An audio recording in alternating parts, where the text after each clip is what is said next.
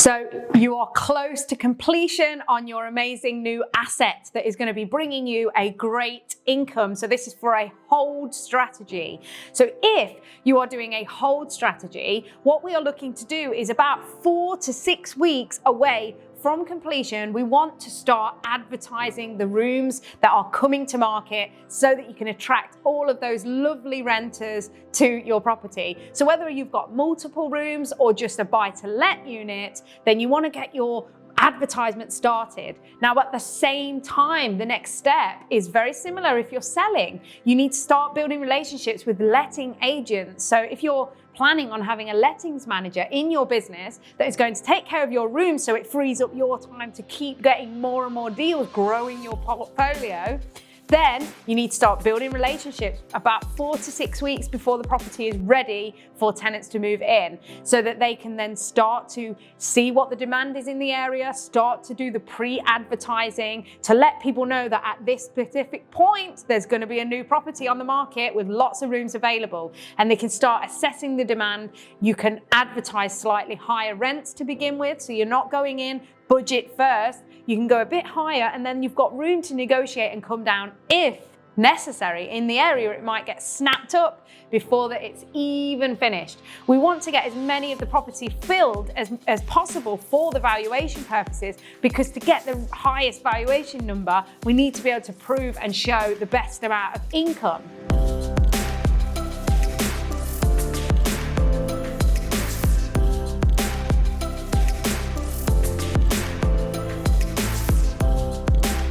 So when you are communicating with the letting agents, you want to see who's very proactive, who works with you, what's the process that's involved, and what kind of tenancy list have they got already. So once you've selected your lettings manager, then like I say, you can get your ads online with example pictures, whether you've had projects before that you can utilize the pictures from there, or you can say this is the likely finish of the project and the property will be ready in the next 4 weeks. So then tenants can start to get their contracts signed, they can get all their searches done, everything like that, to be ready to move in literally as soon as it's finished. So when there's about 4 weeks left of your project, you will be contacting your broker to start the refinance process. This is the exciting part.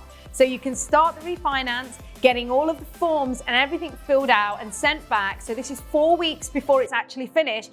This is why you get your admin done in the background to get as far down the process as possible, so that because listen, you want to have as little amount of cost to yourself as physically possible. So whilst the property is sitting dormant waiting for the valuation to take out, it's costing you money. So we want to get you to the point where the moment the project is finished, the valuation can be completed and tenants can move in straight away, because you want to make money from day one, right? Exactly. That's what we want to do to protect you in all of these circumstances, to make as much income as quickly as possible. So 4 weeks prior to it finished, get your broker instructed, start your refinance process. So it's all about staying in communication with all parties here. So you need to stay in communication with your broker as to what's going on, when you're going to be ready for the valuation. You want to stay in communication with your investor. If you've had an investor or joint venture in this deal, you need to stay in communication with them as to when you've started the refinance or what's happening towards the end of the deal, so that they can start to organize when they're likely to receive their funds back, so what they're going to do next. Staying in communication with your investor is totally key, because you want them to reinvest. So make sure that they are in the know as to what's happening, and if there are challenges, again, if you tell them first and they know at the earliest opportunity, they're more likely to be understanding about the situation and work with you, and especially if it's a joint venture, because you are then in it together, depending on how you structured your business.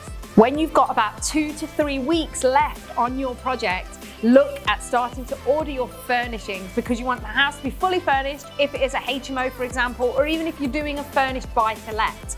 So you want to get your property organised so that the furnishings are going to be delivered around the stage after the carpets have been laid. So once all of the flooring is down, you can then start to get your furnishings in, whilst maybe the little bits of snagging is being done around the property. Because remember, we're trying to get you full from day one, so you have the little amount of voids or little amount of costs to you. So once it's ready, we want people to be able to go straight in. So get your furnishings ordered or start to fill your basket up over the 2 to 3 weeks left of the project period, so that as soon as the carpets are down, they get delivered, and then you can get those furnishings all started on the property. The next stage is getting the cleaners round to do the builder's clean. So again, once the carpets and flooring is laid, get the cleaners in, they can do their big clean, and then we normally get them back round for maybe 1, maximum 2 hours once we've finished the furnishings, just to give it another wipe, because when it's brand new after the renovation, there's always dust flying around and things like that, especially when you're starting to furnish it.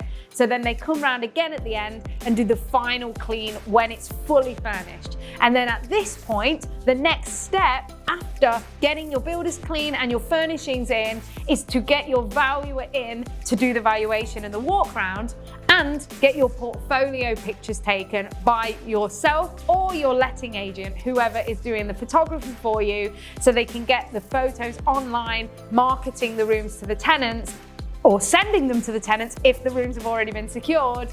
And also you can have them for your portfolio, so that for now and future investors, you have the amazing before and afters to show them what you've been able to create in your amazing portfolio.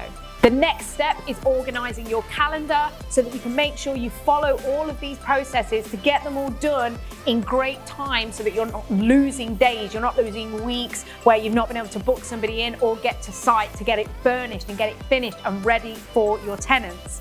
Now, once you've done all of this, once you've got to this finishing process, pay your investor back straight away, celebrate with them, and get the next deal going. So if your property is a HMO, again, towards the end, 2 weeks left of your project, you can start to apply for your HMO license. So you can get all the certifications, sign-offs for your builders, for your boilers, for your electrics, fire risk assessment, whatever is required for your license application, get all of them ready and apply to the council for the license. And that can all be going on in the background so that it's ready for when you do your refinance. So the action today is to go back, if you didn't write this down, go back on the video and take the actions in order of what I said. So you've got to get yourself out there, you've got to be moving fast to make sure that you get your refinance done as quickly as possible to pay your investor back, so that you can start getting that lovely income of your asset and also find more deals and do it again.